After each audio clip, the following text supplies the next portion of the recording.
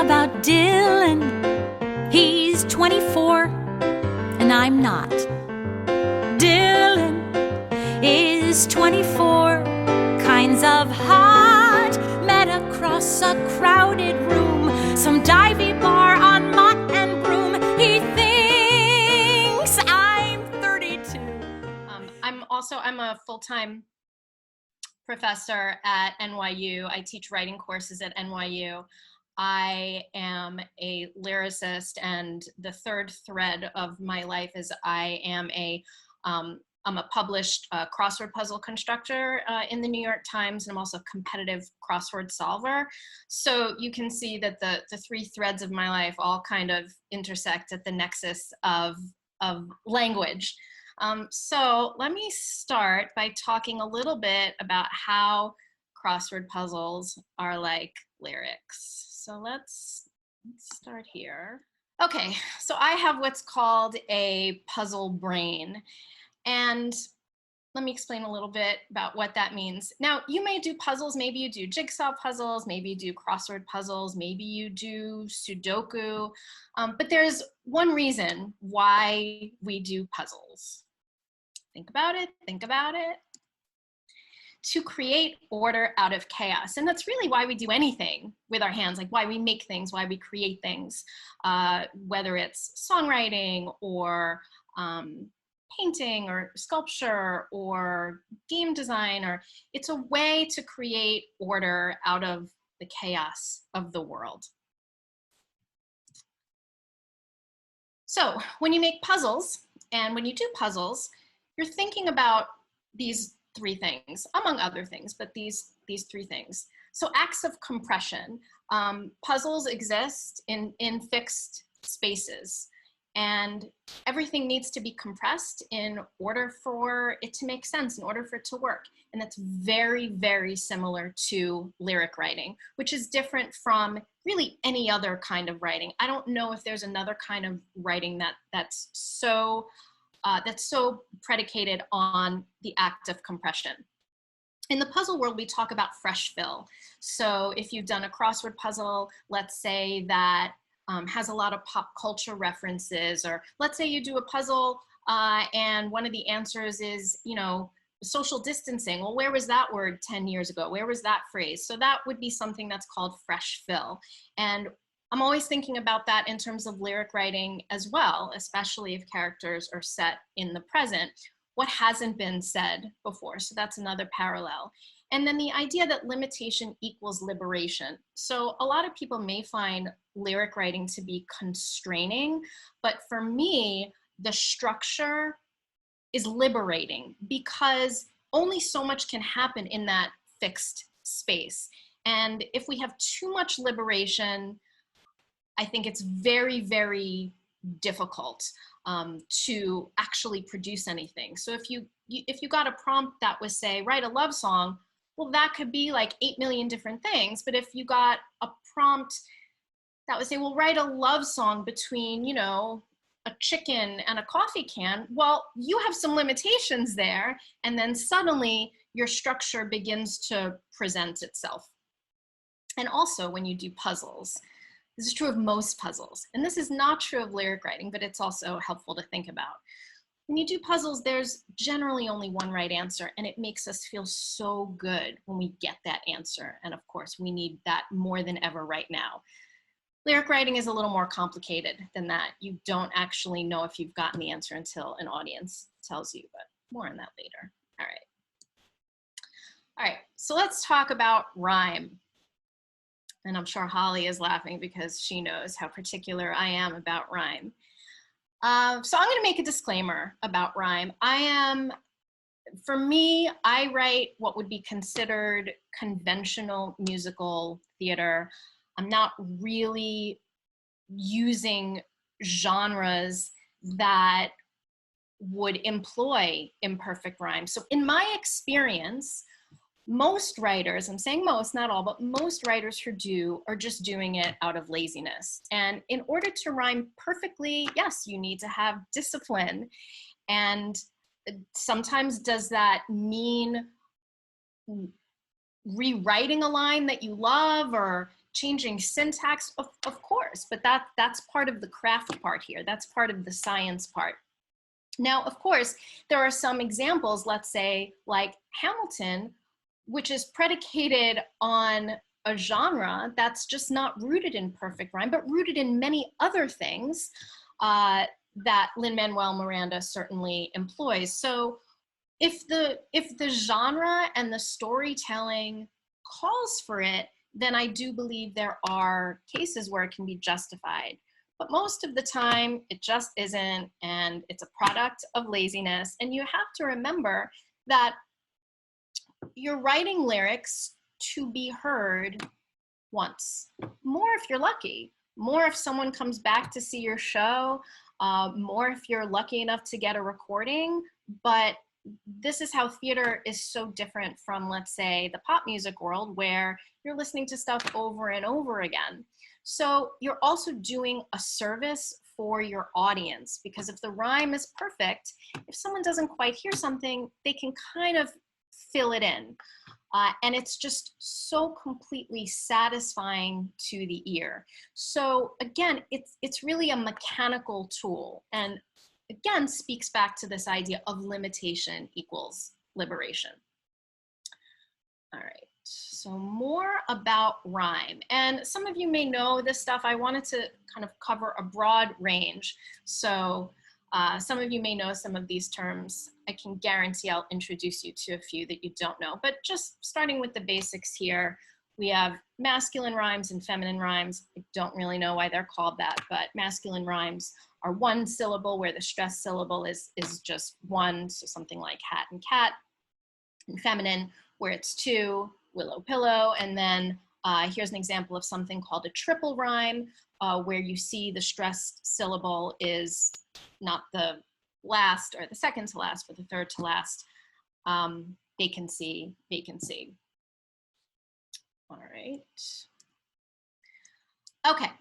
So now let's talk a little bit about, I'm gonna give you, these are really my secrets to good rhyming. And I'm not sure if you've heard this stuff before, but you're gonna start to become sensitive to it in your own writing and in the stuff that we hear. So not all perfect rhymes are created equally. So how do you get more mileage out of your rhymes? How do you avoid the June moon problem? So the first thing, spelling variations. So words that rhyme perfectly but have different spelling. So there I gave you an example of need and bleed. They just land on the ear in a more satisfying way. I cannot tell you why. I can only tell you that it's true. And so too for when you rhyme different parts of speech. So I gave you an example there of winnow and minnow. So we have a verb rhymed with a noun. Again, I don't know why this is. I only know that it's true. So these are things that I think about when I am rhyming. Not only is the rhyme perfect, is this fresh fill? Have these rhymes been used over and over again? I'm always thinking about what are the spelling variations? What are the part of speech variations? And then also, what are the word number variations? So here's a very simple example of that, pocket and locket. Again, these rhymes will just land better on the ear. Okay, so those are some of my things that I think about, absolutely always a part of my process. So now to talk about enjambments, or sometimes called internal rhymes.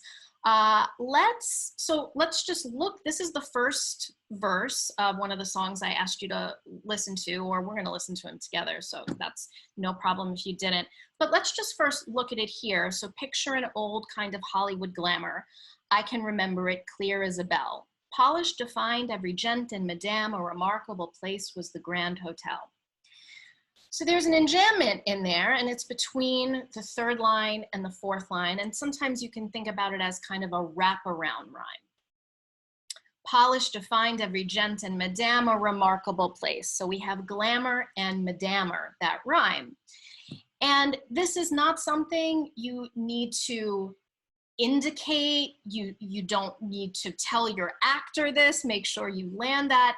If the lyric is written in a way that just uses kind of natural speech patterns, and that also has to do with the relationship between music and lyrics, which we'll get into a little bit later. The audience isn't going to recognize, wait, did she just rhyme glamour and madammer? No, madammer is not a word, but it's just going to add to the flow of the lyrics. So just kind of keep that in mind. And so now I am going to, so if you want to take a look at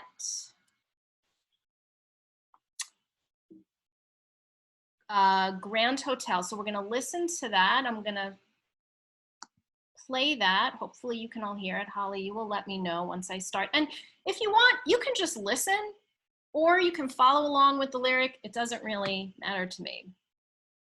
All right, so let's play this.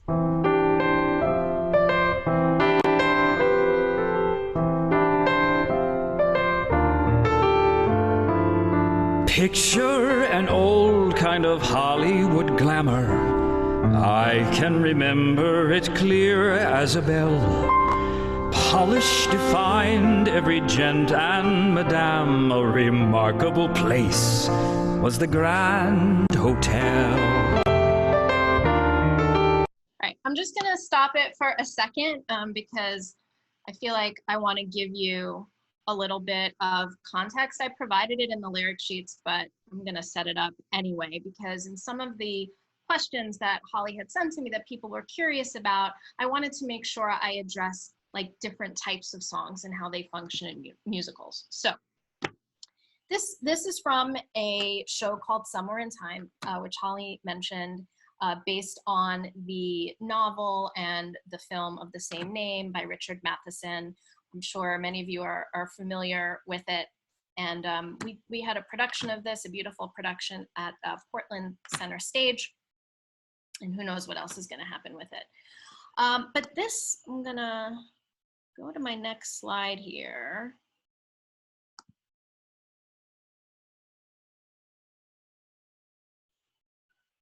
All right. So we're going to be looking at these two songs from Somewhere in Time. So basically, the gist of the show asks the question, can love transcend science? That's basically the log line of the show. And this song that you're hearing, The Grand Hotel, comes at toward the very beginning. So our protagonist, Richard Collier, he's in his 30s. He has everything going for him until it all falls apart. And he gets all kinds of bad news. And he just gets in the car and he drives and he ends up at this hotel. It's a very famous hotel. Maybe some of you have been there, the Grand Hotel on Mackinac Island. And he gets there and it's really in complete disarray. He's heard so many wonderful things about this place and he gets there and he doesn't get it. And he meets Arthur. Arthur's a porter. He's been working there for decades. And they kind of spark and they just take a liking to each other. And so Richard is trying to understand what's so special about this place. And Arthur says, well, you should have seen her in her heyday. And that's when he sings this song. So this song performs two functions. It's maybe like the third song in the show.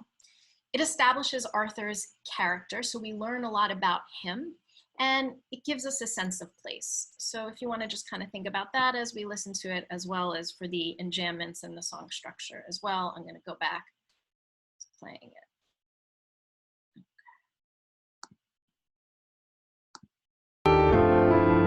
Brocaded curtains befitting a castle, perfectly framing the room where they dwell.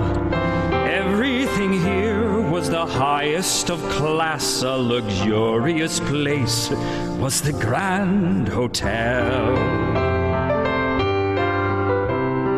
Gleaming baccarat chandeliers, peonies lining the hallways, Brahms sonatas to fill your ears. I thought I'd be hearing it always. There in the ballroom the evening commences, elegant dining and dancing as well. One lavish decadent feast for the senses, Back when the style was to spare no expenses, grandeur and grace, time can't erase. What a superlative place was the Grand Hotel.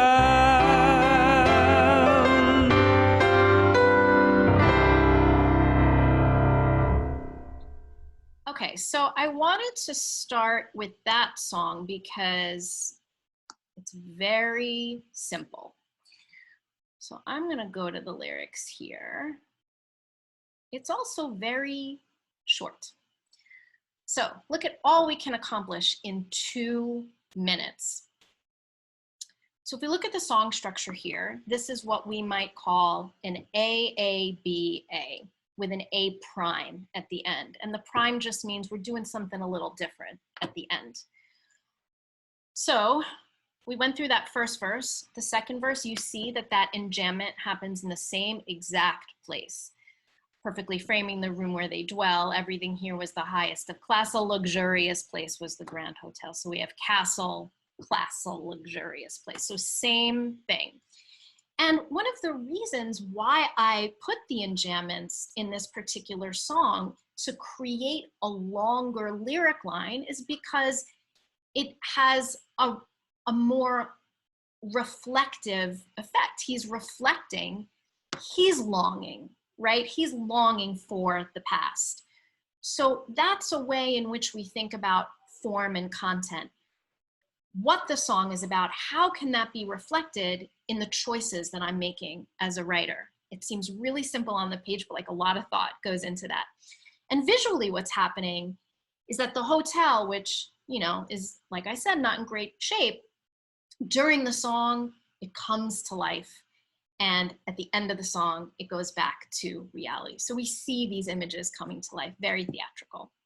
Now we go to the bridge, or a B section. Very short.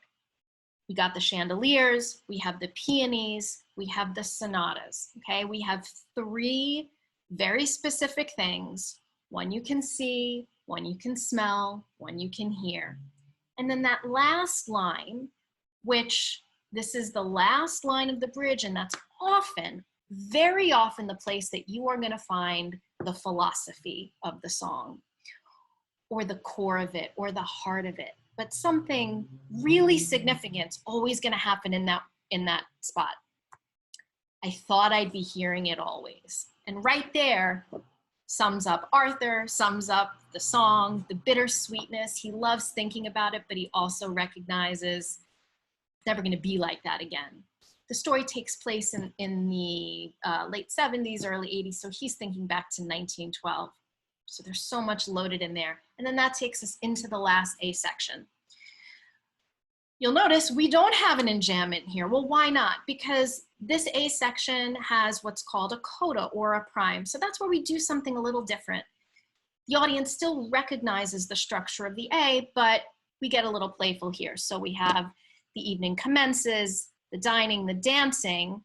So one lavish decadent feast for the senses. And now we're gonna add another rhyme, back when the style was to spare no expenses. And when you add another rhyme, we'd only had 2, now we have like 3 much more evident rhymes instead of the enjambment, and that's kind of building momentum. You'll also notice that this last A section has an extra couple of lines in it compared to the other 2 A's. Why? Because he wants to stay there as long as possible. He's just milking it, right? So back when the style was to spare no expenses, grandeur and grace, time can erase, what a superlative place, right? Just the longest, let me just like hang on for as long as I can. And all that happens in 2 minutes. But as far as song structure goes, that's very, very simple. AABA, and we're establishing one of our important characters, and we're establishing a place which is also in this particular show a character. All right, so now let's move on to the next song called Just a Stroll, and this happens in Act 2. So by the end of Act 1, Richard has successfully gone back in time to 1912. Early in Act 2, Richard and Elise finally meet. So just as a reminder, if you didn't read the other summary, when Richard gets to this hotel, he sees a picture of a woman, and he's just convinced that not only does he know her, that he loved her, even though they lived in different lifetimes, but he feels this connection. And Act 1 is he just has to figure out how to get back there. And by the end of Act 1, he does get back in time. So Act 2, we're back in time. We're back at the old Grand Hotel that Arthur remembers. We meet Arthur as a kid, and we meet Elise, and she has no idea who he is. So he has to win her over again, because he's convinced this has already happened. So here's a song that you may have heard the term charm song, where one character is trying to convince another character to believe something or to do something. And it's also the kind of song that moves the plot forward, like something actually happens. In Grand Hotel, nothing really happened. We learn about character, we learn about place. But here, something happens. So it's both of those things. It's a charm song and it's also a plot song. And although Richard's kind of super objective, or his macro objective, is to win Elise back and be with her forever and ever, he just chooses this tiny thing that he wants to accomplish in this moment. Like, can I just get you to take a stroll with me? So let's play that one. Let's go back here. And again, you'll see this is a fairly short song. In the stage version of it, there's a little bit of an interlude, but not much.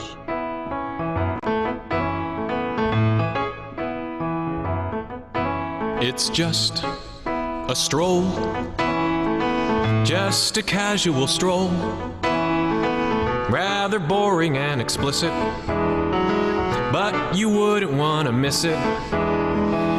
Two people moving side by side, looking in the same direction, barely making a connection. Perhaps you could race me or try to outpace me. You won't have to face me, eyes ahead. I said, it's just a stroll. There's nothing just about a stroll. Just a casual stroll. I'm not that easy to cajole. I could teach you how to amble. You don't say. I mean, really, what's the gamble? Nothing if I don't play. Two people sharing on a mare, Assuming they both want to share. at a designated hour. We'll catch cold. Hey, I'll even take a shower. Now I'm sold. Aha, so let's mosey. You're flippin' and nosy and getting too cozy. Count me out. I doubt it's just a stroll. No big commitment or risk or cause for alarm. Out where the air will be brisker. Where is the harm? Where is your arm? It's just a stroll. Just a casual stroll. I could teach you promenading You don't say. if you minimize the prodding. I am here to obey. Two people sharing on a mare. At a specified location, I decide on the duration. and I relinquish all control. If I must, You must, then I trust. It's just a stroll, just a casual. nonchalant, meaningless stroll.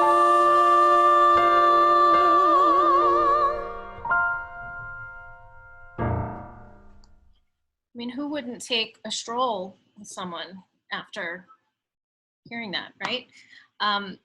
You can also hear the playfulness of the moment reflected in the music too.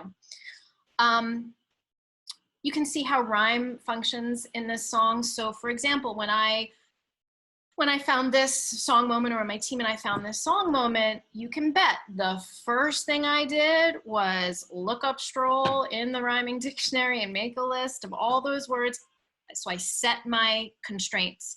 And then the other thing that I did was look at all the synonyms for the word stroll, and I set my constraints.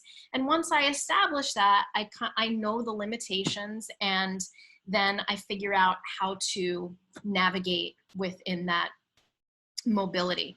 You'll notice that Richard's language, because he's come from the future, he's a little more casual. He has some modernisms thrown in there, and Elise's language is a little bit more of the time. But we're also trying to indicate that this is when they are starting to come together. So there is a little bit of a synchronicity there as well. And it works. She goes for a stroll. I will tell you two little secrets about this lyric. Number one, the lyric where Richard says, well, I'll even take a shower. My book writer, who is Ken Davenport on this, will not leave me alone about that, because showers were not very common in 1912. And I still won't take that out because I love the moment so much, and it would require a lot of unraveling. So that's our little joke in there. And then toward the beginning, I wanted to give you the lyrics that reflected what you could hear on the demo, but I also changed the couplet at the beginning, the rather boring and explicit, but you wouldn't want to miss it. You hear that the payoff there is, but you wouldn't want to miss it. But is it a big enough payoff to justify calling a stroll explicit? I left it in there for a very long time until I changed it to, I'm gonna have to remember, something like nothing taxing or aerobic, well, unless you're strollophobic. That is, and that actually did get a laugh. So that's currently what it is. All right, so that's just a stroll. Let's go back to the slides. And yeah, so you see that songs may fall into more than one category. So just a stroll, charm song, but also something that moves the plot along. And look, if she doesn't agree to go for a walk with him, our story ends. So that's why we would choose a moment like that. Oh, this has to happen. So how do we get it to happen through a song? And then I think I've already explained how both songs enact that idea of the relationship between form and content. All right. Okay, so now I'm gonna talk a little bit about prosody and scansion, and you know what these things are, even if you don't know the words that we use for them. So essentially, what I try to do is, whether I'm writing lyric first or I'm writing to music, and I'll talk a little bit about that in a minute, I never want my audience to know. I never want anyone to hear a song that I've written and they can tell, oh, that was music first, or that was lyric first. And one of the ways to achieve that is to make sure that the lyric by itself just kind of follows natural speech patterns and rhythms and cadences. And especially if you are writing to music, that you have proper stresses on your syllables. Okay, so now I'm going to talk a little bit about collaboration. People always ask lyricists, I guess, and composers too, do you just write with one person, or what's the process like? And so I say I go both ways, and I say that I write around. So for me, in my puzzle brain, when I get music first, it's a gift, because those constraints are just set up for me. I know the limitations. And of course, that doesn't mean that it's set in stone, but for me, it's a puzzle. And my math and science brain just really thrives. And if I'm doing lyric first, I find that generally if I'm writing something that's lyric heavy, which the next couple of songs definitely fall into that category, it's going to be lyric first. Something that's comedic tends to be lyric first. And then the songs that are a little more, maybe a little more dramatic, certainly ballads, tend to be music first, at least in my experience. But it's whoever has the idea first. And sometimes there's so much back and forth that you don't even realize who wrote what first, just sort of happens. And I write with a lot of different collaborators, and I recommend that you do the same, because different collaborators just will bring out a different side of you, just as you will bring out a different side of collaborators. I've also had a lot of writers ask me, well, what if you don't have any collaborators? Or what if you're in a collaboration, but you're waiting on music, or you're waiting on something? How do you kind of keep the muscle sharp? So left to my own devices, I write a lot of parody. So I just included one here. This is a parody to Surrey with the Fringe on top. Those afraid of spice better scurry. When I order Thai chicken curry. When I order Thai chicken curry with the ginge on top. Fresh and fiery, fine for consuming. Treat for any heat-loving human. Nosy folks will breathe in the cumin and their eyes will pop. The sauce is orange, the tomatoes are red. Galangal, the color of hazel. Those white hot chilies never scorch your head, all thanks to the cool of the basil. One small side of white jasmine ricey, ain't no finer meal for the pricey, milky, silky, tangy, and spicy to the final drop of that yummy little curry with the ginger on top. Now this is silly, of course, but in order to write a clean, what I would call like a clean parody, what you want to do is you want to line up specific parts of the original. If I changed every word of this song, of this parody, it wouldn't actually be a parody. So that's why parodies can be challenging, and you want to use the exact same scan, you want your rhymes to fall in the right place, and you want to have some kind of payoff for people who know the original song. So for me, I write parodies all the time to keep myself sharp and to try to be fun and playful and creative with rhymes, and I highly, highly recommend it. And actually, before I even became a professional lyricist, when I was in college and an English major, and I would write parodies all the time. I just wanted to make people laugh. I didn't even know that you could write musicals. Like back then, I was like, oh, you went to see a show. You didn't really think about who wrote it. But that's really how I started. All right, next.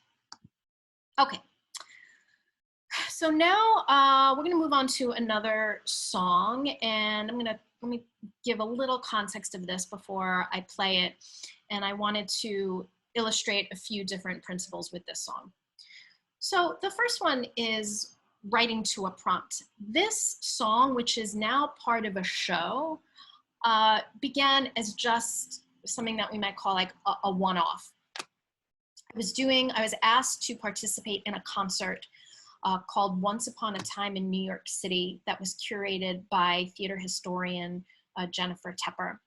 And not one writer loves anything more than a prompt and a deadline. That's like just a writer's best friend right there, a prompt and a deadline. Again, setting up limitations.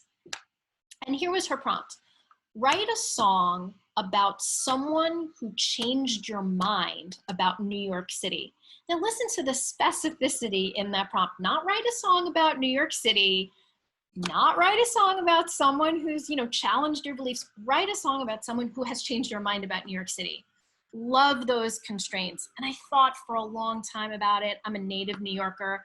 I was born, bred, and bageled in Brooklyn. And I thought, no one can change my mind about New York City. If I love it, I love it. If I hate it, I hate it. It was very hard. And then I had suddenly thought about an experience that I had had about 6 months prior. And that's what I chose to write about. I'm not going to say any more about that because you're going to hear the song. I'm going to tell you that the song is 98% true. You can try to figure out what details I fudged, but 98% true. And I'll talk more about building a show around a song after we look at the song. So you can follow along in the lyrics if you want. Again, you don't have to. And I'm going to play the song. Take a second to load up here. All right.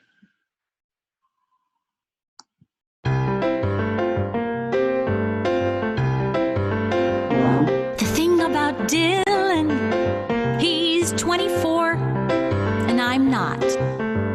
Dylan is 24, kinds of hot, met across a crowded room, some divey bar on Mott and Broom. He thinks I'm 32, not a minute older. Why should I correct him when I'd rather just lick his shoulder? That's the thing about Dylan. If I wanna lick him, he lets me. That's the other thing about Dylan. He gets me. How old am I? Well, let's just say I'm in my 30s.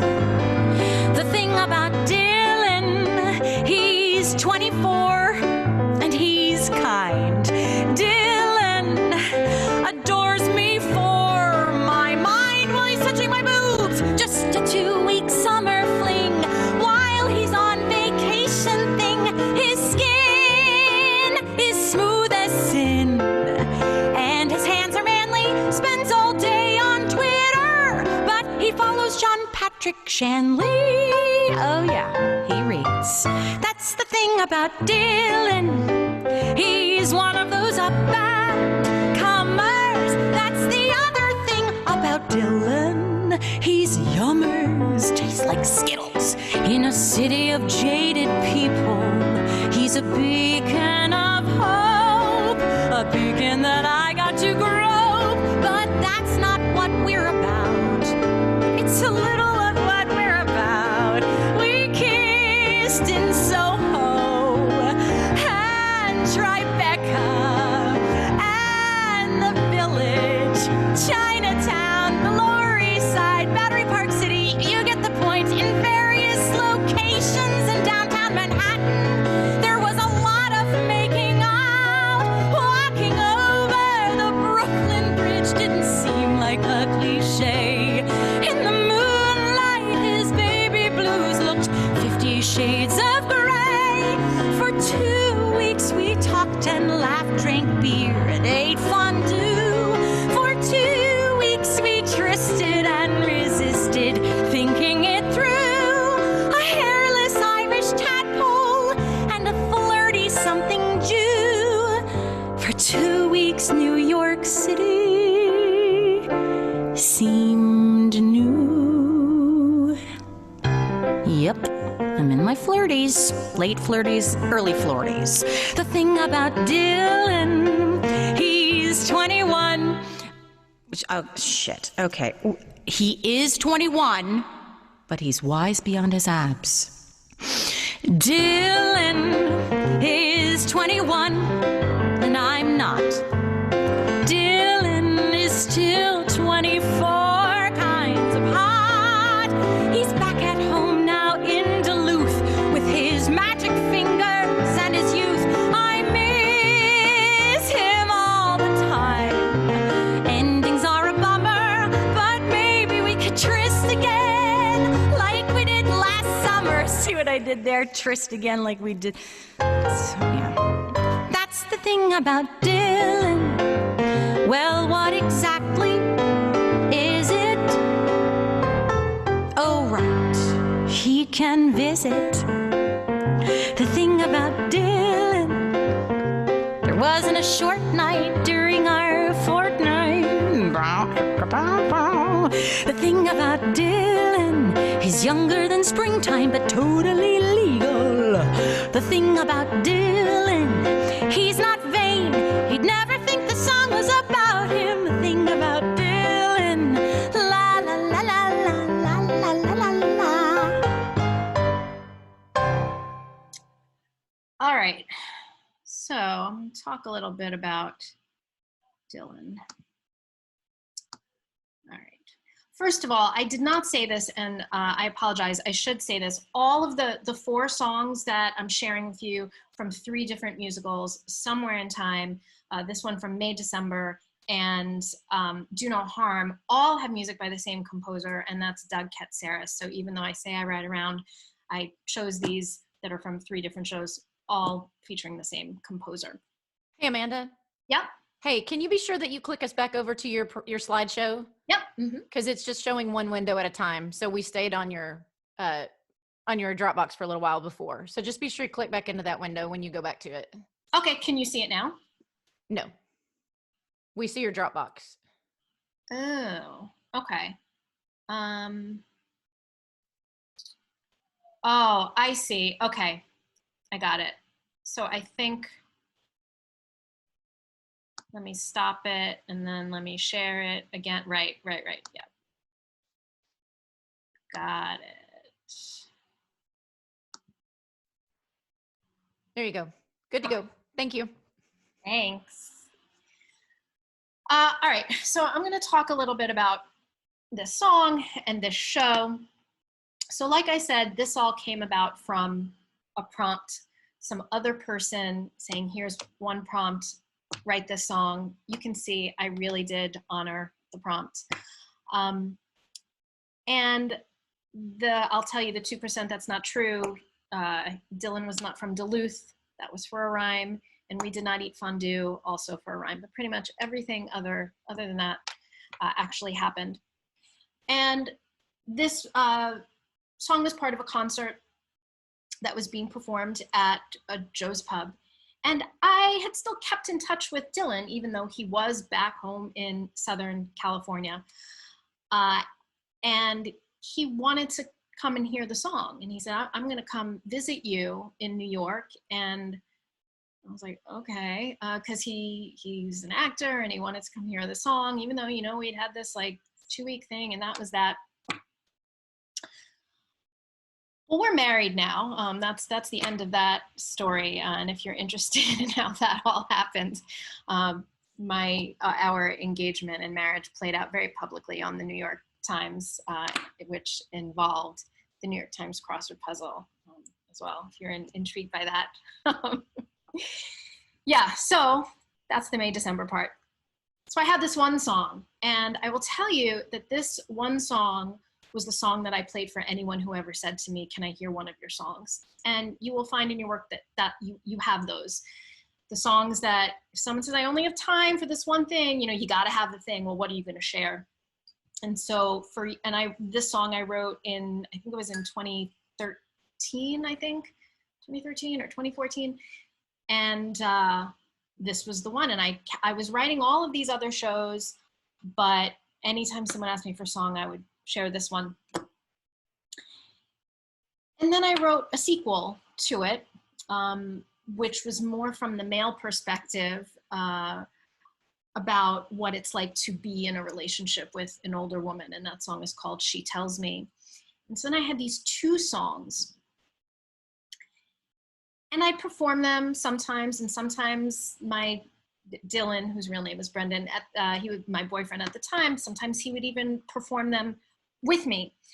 And people would come up to us and they would always say, oh, your stuff is great, blah, blah, blah. But those songs, the songs about your relationship, I mean, is that really what the 2 of you are like? And we'd say, yeah, that's really what we're like. And I couldn't really figure out what to do with that. All I knew was that whenever someone asked me, what's your writing like? And what do you hope to write someday? And I would always say the same thing. I would always say a modern romantic musical comedy, yet I didn't have that. I wasn't doing that. I kept saying that. And then we took a cross-country road trip, and well, there was another song, and that song was called 10,000 Miles. And before I knew it, I had a handful of these songs, but I really just didn't know what to do with them. And the more that I allowed myself to kind of sit in that world, which was truly where I was most comfortable as a songwriter and as an artist and as a thinker and as a human, it just kind of kept growing and growing until I just figured out the narrative device. And now it's a show called May December. I already have a theater that wants to do the world premiere of it. It's the thing that I never wrote because I wasn't sure what was going to happen once I wrote it. And so far, out of everything I've written, it's the thing that people are the most interested in. So there may be a lesson in that. So I set up the show in the, I know you're still going to see my slideshow, but I'm just going to go back to the lyric sheet for a second.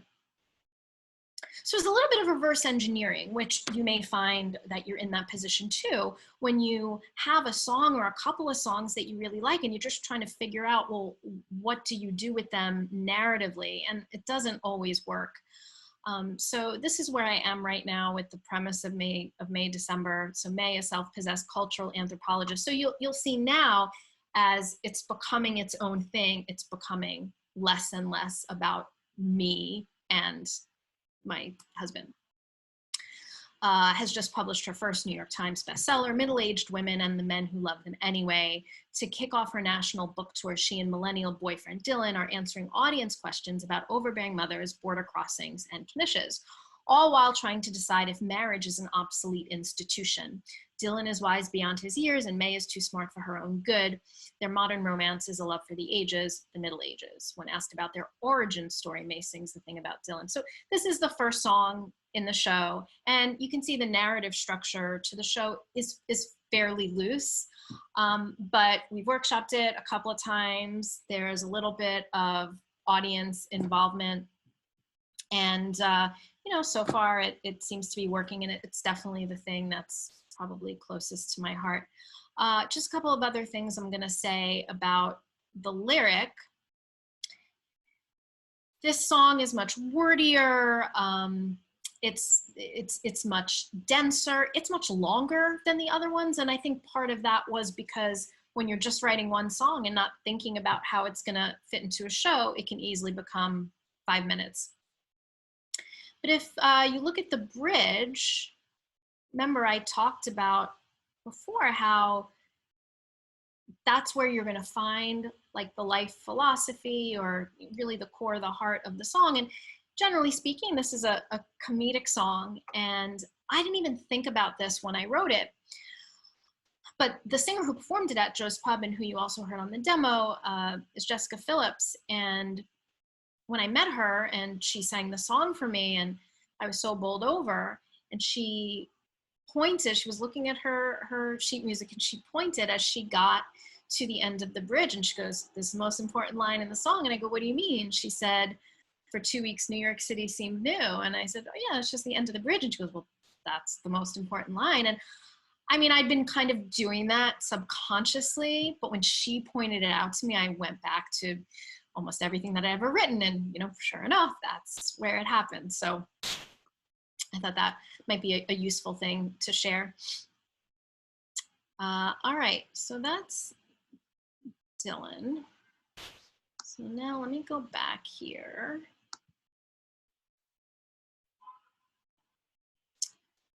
We'll go to the next slide.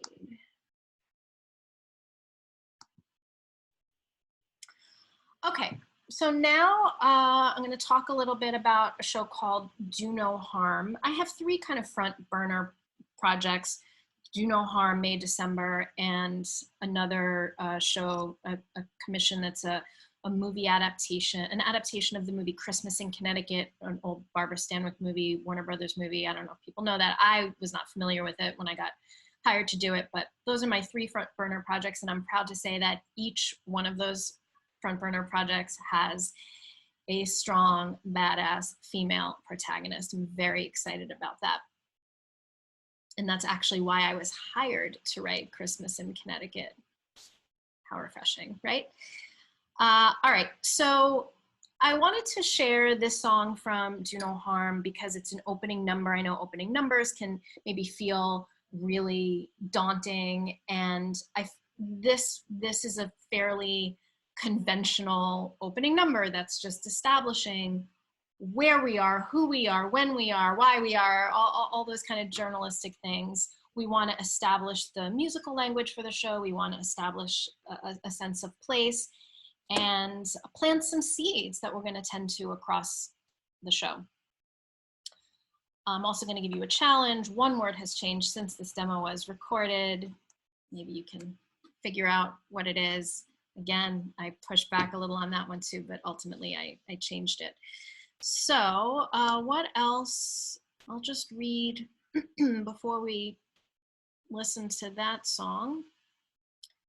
And I included these summaries for you as well because not only did I want to give you context, but I also kind of wanted to show you if you're applying for things when you're asked for kind of like a half-page summary, or, you know, I just kind of wanted you to see a variety of those as well. Okay, so growing up in small town, working class, 19th century Ireland, Margaret is told what to do, what to think, and how to behave. But this spirited lass refuses to follow the well-worn path of generations of servile, domesticated women who preceded her. Fueled by a joyless childhood and an unflappable ambition, Margaret is determined to become a doctor, even if it means living her life in disguise as a man. Over the course of our story, Margaret reinvents herself as Dr. James Barry, sacrificing her womanhood for a greater cause. In the process, she becomes the first female surgeon to perform a successful C-section in which both mother and child survive. Tragically, her accomplishments go undiscovered until her death, when the world finally learns that the real Dr. James Barry was a feisty maverick woman, Margaret Ann Bulkley, based on a true story. So I just want to say that I found this story on the heels of the 2016 election. And I don't really consider myself like a feminist writer by trade, but I was so moved. I essentially came across that much material, what I shared with you in the summary, just that if you search for her on Wikipedia, if you plug in Margaret Ann Bulkley, it will take you to the page of James Barry. And I was like, that's crazy. How can that be? And it was on the heels of this election, which felt so, you know, rooted in misogyny and sexism. And I just thought, wow, this story feels so 2016, even though it happened in the 1850s. And I was just drawn to that much of it. And I brought it, excuse me, I brought it to Ken and Doug. And I said, this is the next thing I want to write. And it took a while for us to get into it. But once we did, we ended up writing the first draft of it in maybe like 2 months. It was just one of those things that just kind of poured out of all of us. So the opening number sets up Margaret's world. She is 8, 7 years passed during the song, so some time passes, nothing changes, she has to escape. And this song actually comprises a larger sequence that has little scenes in it. But when you're making demos, you don't want to do that. You want to make your demo tracks as song-like as possible, as long as it makes sense. So this still makes sense as a song, although you kind of miss the time passing, but that's indicated in the script. All right, so I think I will play the song, though I'm just going to stay on this slide, hopefully. So Holly, if I just go to the Dropbox and play it, you can still hear it even though you're looking at the other slide, right? I think so. Give it a Okay. shot. All right, I think so too.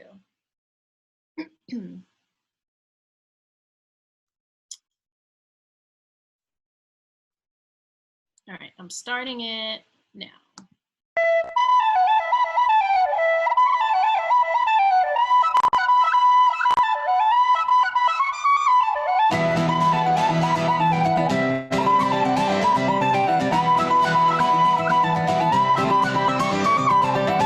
Hunt, fish, sort, deal, tin, stone, brick, steel. steel. If it barely makes for a meager meal, it's all that we need in Cork. Reap, sow, sell, trade. One hand gets shook, one deal gets made. A job gets done and a debt gets paid. Pick up the speed, it's the life that we lead. In Cork we don't complain. In Cork we know the drill. Our fathers and their fathers pass their legacy, just as our sons and their sons will. In Cork we do our part. In Cork we take our share, but only as much as we're entitled to, because there's never enough to spare. In Cork, farm, mine, lug, load, an iron fist, a moral code. We dare not think about what we're owed. Just sow every seed, no room for greed in this life that we lead. In Cork.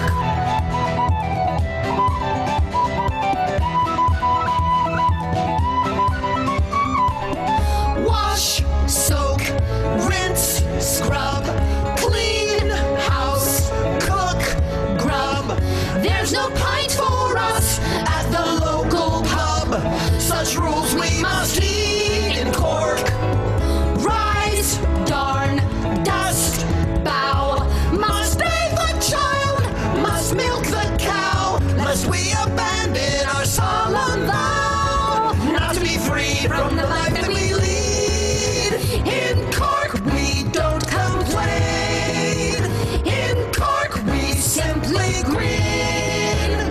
Our mothers and their mothers bore their burdens too. It's the way life's always been. In Cork we do our part. In Cork we shed no tear. We pray for our daughters to escape this cage, because we know there's no future here. In Cork, so mend, smile, ache. Too slow to sleep, too quick to wake. Always subordinate for heaven's sake. Our spirits may bleed, it's the curse of the breed in this life that we lead. In Cork. Mind my manners and do my chores. Sometimes I wish I could leave these shores. Were my heart a ship, were my arms the oars, I would say goodbye to this place. Big adventures on stormy seas, where I'm the captain if I should please. I'd steer my dreams in the salty breeze, sail away without a trace.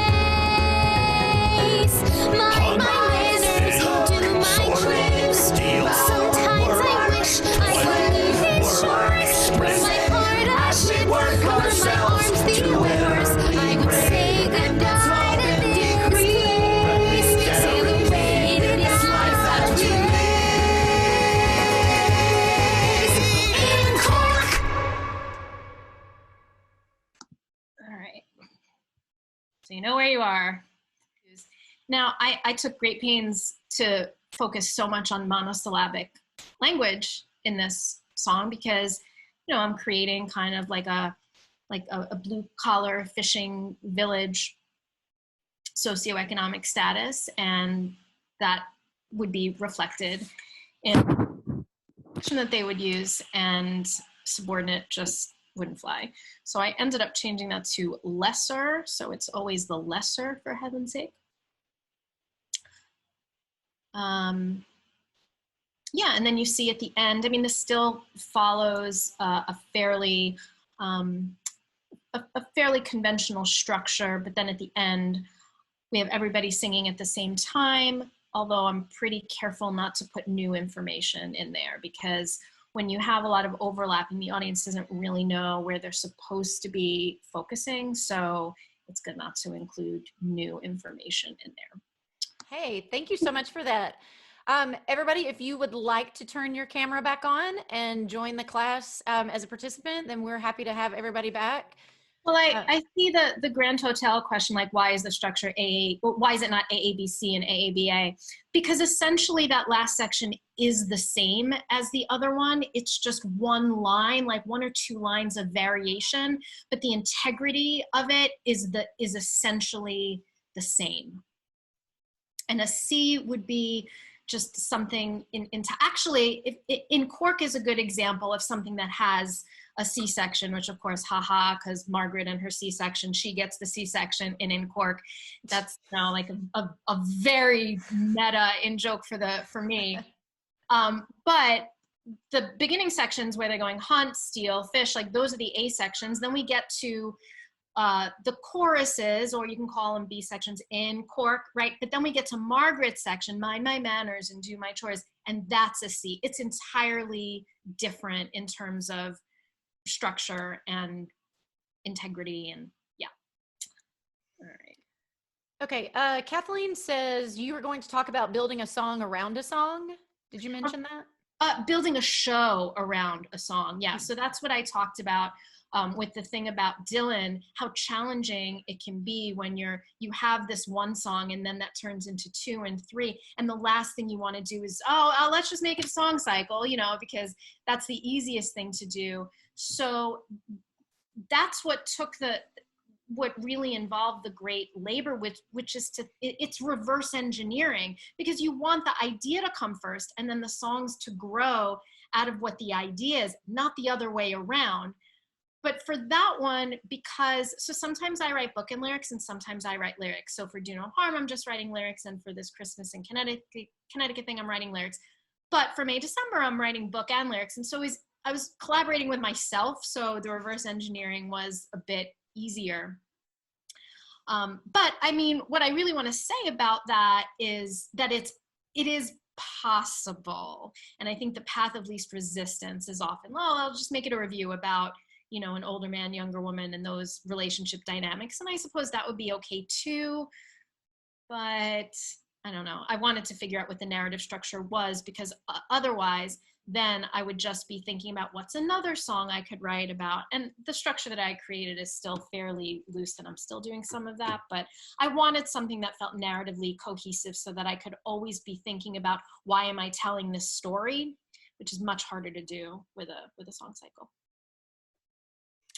Okay, how about Julie says, you mentioned starting a song, I think when you were talking about setting your, let's see, I wrote that down, your limitations. You said starting by looking for synonyms and rhymes. Can you expand on just your process when you get started? Yeah, I mean, I'm one of those writers who I know that I have a good song idea when I have written it out on a cocktail napkin. That actually implies that I spend a lot of time in bars, and I certainly don't. I'm not going to perpetuate that stereotype about writers.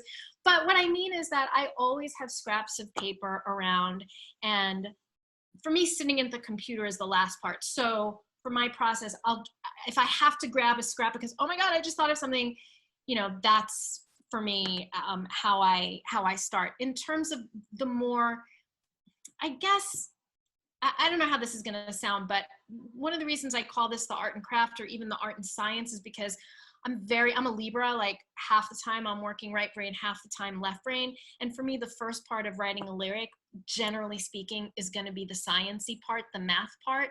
For me, the emotion stuff comes later, and also a lot comes from the music. So yeah, for me, it's lists of words. So for Just a Stroll, I knew that was the hook of the song, which made it easy because I had to write to that. So rhymes for that and synonyms for that. But then I'm also thinking about, well, what would these two characters be talking about? Like, what's something that someone from 1912 could talk about with someone from the 1980s? And I was like, I just have to, keep it about that action of walking and breathing air. Like, how has strolling not changed in decades? So it's just all about setting constraints. And I make long lists of anything that might end up in the song. And then as I start crafting the lyric, I start to delete my list gets shorter and shorter. So I'm like, okay, I know that I'm going to use those words there. Off the list. I'm not going to use those words again. I only do like purposeful repetition. So as soon as something, I feel it becoming part, it's like I'm building one thing and then I'm kind of taking down the other thing. And the greatest joy is when I'm like, oh, look, I finished the song. I finished the lyric. I just have like a couple little straggly things over here and I'll keep them over there. I will tell you, I don't know if you know the Stickies app. It's the dumbest thing ever. It's the most, archaic, rudimentary thing where it's just like a virtual Post-it. I have started, I think maybe every lyric I've ever written on the same Stickies document. Like it's just the same one that grows and shrinks. For me, there's something just so cosmic about it, and I'm probably sentimental about it. And it's the name of it is Stickies October because I started it 1 October. And so for me, Stickies October means, oh, there's a lyric idea somewhere. And I often use it as a repository if I have an idea for something that I'm not ready for yet. You ever get an idea for something like, I don't know what this is going to be, but if I don't write it down, I'm going to forget it. Goes onto the Stickies doc. And every few months, if I'm not busy, I go back to the beginning and go, oh, what's hanging out here on the Stickies doc? Oh, look at that. Yeah, that was an idea. And so it just, for me, streamlines everything just to keep it in one place. And I just love that it's not some fancy thing. It's all lowercase letters. It's not even a bright color. It's just my Stickies. Yeah. Okay, great. Let's see what else is in there. Here's a good question from Irene. Do you have any tips for getting over your own preferences and taste when given an assignment to write a song, a piece, or for a character that you're different from, that you're so different from what you tend to like in a song or character? So how do you break out of some of your own tendencies? It's really hard. I mean, I think in every show that I write, there is a character that I feel I can connect with the most. And so as long as I can do that, I mean, okay, so for example, in this show, Do No Harm, there's a character who's an army general who, he's not like a good guy. And he's got to sing a song about like, here are the rules, because Margaret Bulkley, she ends up being a medic in the army in South Africa. And she gets there and she has all these ideas of all this social change that she's going to do while she's there. And she wants to treat the natives for disease. And the general is like, oh, no. And he knows her as James Barry. So it's not like the gender thing, but he has to set up the rules, and we hate this guy, but his song still has to be good, right?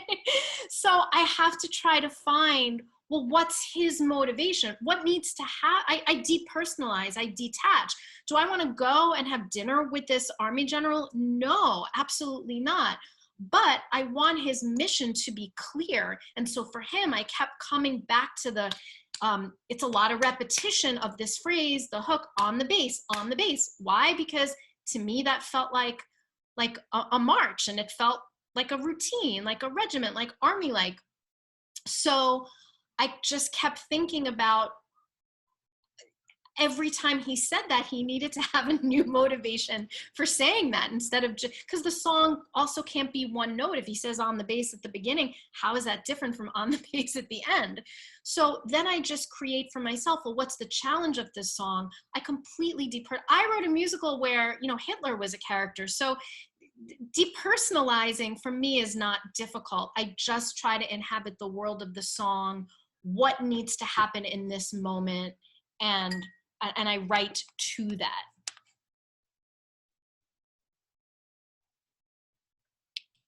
Okay, good questions. I see a question here Okay. about indenting. It's just for visual clarity. That's not necessarily, I wasn't doing anything like you have to do it this way. It's just really for visual clarity in this song, in that song. And then I see another one. Does every song have to advance the plot? No, it doesn't. Not literally, but you have to think in terms of, if a song is revealing something about a character, then that indirectly is forwarding the plot. But does every song need to pass time and get us from A to B? No, absolutely not. It's just not possible. Okay, I'm going to ask a question that I wrote down. Okay, so when you're writing lyrics, do you have a meter or ever a melody or a tempo or pace, or do you ever define that for your composer? Or how does that work? That's tricky. I always do. I always have a rhythm. I always have a scan. I always have a melody. I mean, I write like this much music, but I'm not good at that. I always have a rhythm, and I try to write the lyric in a way that could only be read in the way that I hear it in my head. That works about 50% of the time. Some composers will just turn it around in a way that completely transcends what I had imagined. My only issue, and generally what other people do, composers, is always gonna be better than what I had imagined, but the only time I will really object is if it pushes against natural speech patterns, in which case I will likely go back and then revise the lyric to the music so that it sounds that way. So do you provide a lyric sheet, or do you, like, my husband composes for me, and so he will be like, can you just read it, like record yourself reading the lyrics in the right cadence? Every once in a while, if we're really in a rush, and it depends on the composer. So like Doug doesn't care. I'm like, I could sing something to Doug and he would be fine with that. But not all composers are like that. And for me, the division of labor is pretty clear, like that's not my domain. If a composer says, can you just read this in rhythm? I will absolutely do that. But if pushed to do it, I will. I don't necessarily want to superimpose what I have in my head. But again, sometimes like things need to happen fast. And if you know, like Doug and I know each other really well. We've written 3 full-length musicals together and a whole bunch of other stuff. Actually, with Dylan, something a little bit like that happened, where he kept setting it and I kept saying, no, it's not right. It's not. And I kept trying to explain in musical terms. And he kept setting it back. I'm like, no. And then I finally said, okay, Doug, let me try something else. I said, here's the thing about this song and this character. There's no tension really in this song. She's just happy about it. It's a delightful memory and there's no conflict and there's no tension. He's like, oh, I need to change the minor into that under that chord. Like as soon as I said that, and then he sent it back and go, yep, that's it. You got it. So it usually works out better just to try to talk about the common language, not about rhyme scheme or chord progression, but just like what's the emotion and what's the feeling and intent. Great. Oh, and yes to that question. Do I ever wake up from sleep? All the time, all the time. They don't make sense most of the time, but yes. Ryan, do you want to ask your question?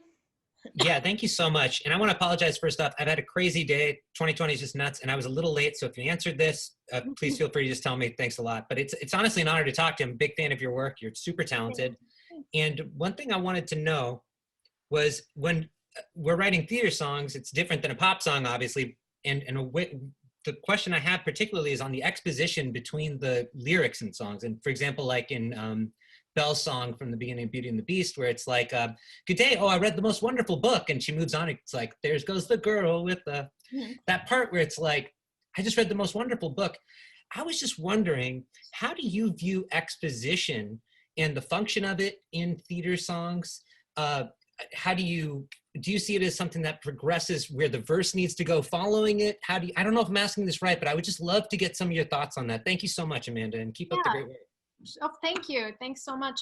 Yeah, exposition is really, really hard. And of course, the best exposition is the kind that does the opposite of what you're saying, that doesn't announce itself and say, here are the things you need to know. And then of course, we have examples that are on the other side of that spectrum where you have a narrator like come out and say, here are the things that you need to know, right? I think sometimes you can build it into lyric in an active, dramatic way. And then sometimes it depends on the style of the musical. If you're working, let's say, with a typical, like a more, again, I keep making this disclaimer that I tend to write kind of conventional stuff. I don't know why I feel like I need to apologize for that, but that's generally where I live.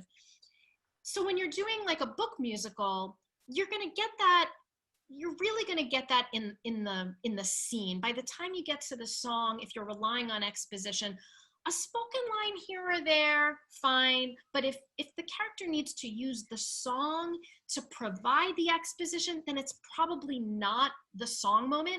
The example that you gave it's the opening. So the opening is going to be expository. And in the song that I played in Cork, I cut out all the little scenes that are actually part. It's funny that you mentioned that, because we've been even thinking about Belle's song as a model for in Cork, because it's doing this. Here's this place, here's this village. Oh, it's a fishing village and it's in Ireland, it's not in France. But who are all the people that you need to meet and what are they doing? The more that you can show it, the better. Sometimes you have to cheat and add a line here and there. Yes. But when you start to notice it as expository, then it's probably too much. Could I ask one more thing while I got you? Just because I'm a big fan of your work, and you might have addressed this, but in the first song you show with Somewhere in Time, how did you come up with rhyming like glamour and madame, or and how did you do with like castle and classel? And because you did it in such a way where it's like it wasn't drawing so much attention, and I geek out over stuff like that, and you're so great at it. So that was my other question. Ryan, that's so funny, because like you literally missed exactly what you just said. Okay. That's an example of an enjambment or a wraparound or an internal rhyme, but exactly what you said, not to say, hey audience, look how clever I am, but just for the audience to hear the elongation of the line and attach it to the character who is longing for the past. So it's a moment of creating a relationship between form and look, there are plenty of times where I will write a song where it's like, hey, can you like look at how clever I am? But when I'm writing a song that's for a character, I have to get out of my own way. I may think it's real clever, but I don't want the audience to go, oh, look at that. Unless, you're geeking out over it and analyzing it. But when you hear it the first time, I don't want you to think, wait, did she just rhyme glamour and madame? I want it to be that you're just feeling the lines extending and hearkening back to a time when the pace was slower. I mean, that's just what's happening in the moment. So yes, it's purposeful, and ideally it's effective in a way that doesn't announce itself as clever. It just captures all the different feelings of the moment. So somebody, and this relates to the question I see, how do you decide on a song form? This relates to that, because I'm always thinking about how does the song, it's not arbitrary, how does the song form reflect a character's beliefs or a place, or what sort of momentum I'm trying to build. So that it's so simple, because Arthur is very simple, and he's going back, he's remembering a simple time. So I know that I don't want the form to be fancy, but I generally don't decide ahead of time, oh, this is going to be a 32 bar AAB. I don't decide that. I start writing around my key phrases or words, and it grows on both sides until I have the shape of one thing. And then I decide, what is this thing? Is it an A? Is it a verse? Is it a chorus? Do I not know what it is yet? And so through that kind of back and forth with myself, the form decides what it is and reveals itself to me. One thing, Amanda, that I remember that I learned from you in our writing class that we had was, and I think I put this in the email that I sent to everyone, being sure that the lyrics that you use in each song are natural for the character to say.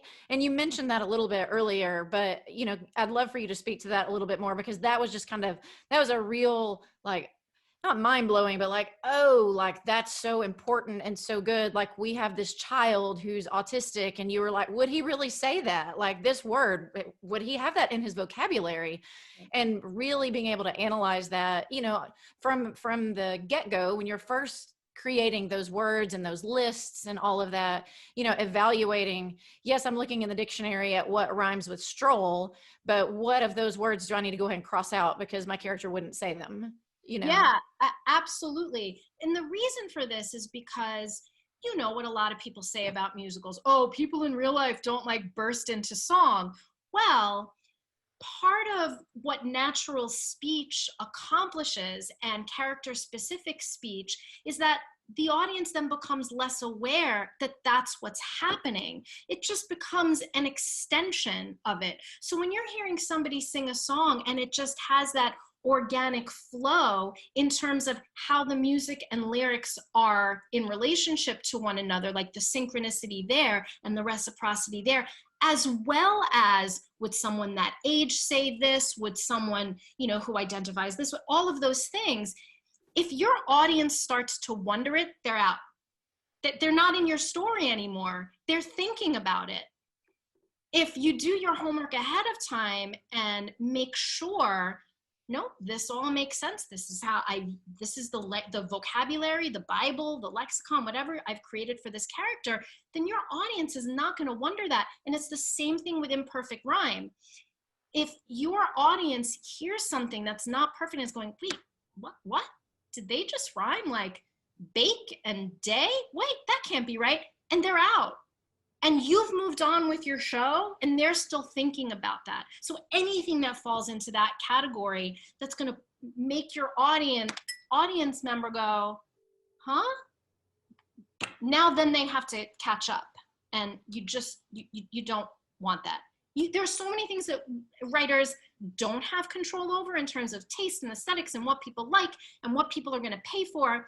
But there's so many things that we do have control over, like perfect rhyme, like good scansion, like good prosody. And these are things that are painstaking, but ultimately are going to have a huge payoff in terms of how your show is going to land on stage. Great. Okay, any other questions from anybody who wants to just voice one before we wrap up?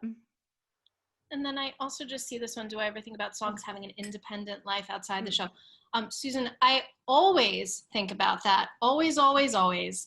I generally write songs imagining that they are going to be performed out of context. That for me, they have to work both ways. Obviously, May, December, every single one of those songs could be performed. I think there are 12 songs I have in the show. Every one of them is its own standalone story. But I think about that all the time. I try not to use character names too much in songs. Sometimes I have to, but so much of marketing these days is, let me hear a 3-song demo, or, oh, there's this concert with new musicals. Do you have a song? And so in my mind, I always want it to be something that, well, if you haven't seen the show, you might recognize that it's like a well-made song, but I also want it to have some kind of impact. So I'm always thinking about that.